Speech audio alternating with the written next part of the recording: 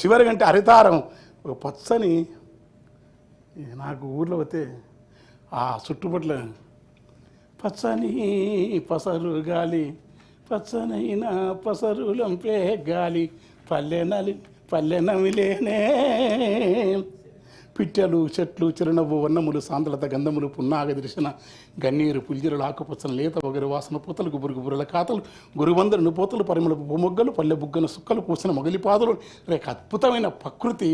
తెలంగాణ అంటే ప్రకృతి, తెలంగాణ అంటే కల్చర్, తెలంగాణ అంటే ప్రజాస్వామిక సంస్కృతి, తెలంగాణ అంటే స్వేచ్ఛ. మీ నాదర్శకుడు తెలంగాణ అంటే ప్రజాస్వామిక భిన్నమైన భావాలకు రండి. భిన్నమైన భావాలు అంటే అంబేద్కర్ విగ్రహాన్ని దర్శింపజేయండి.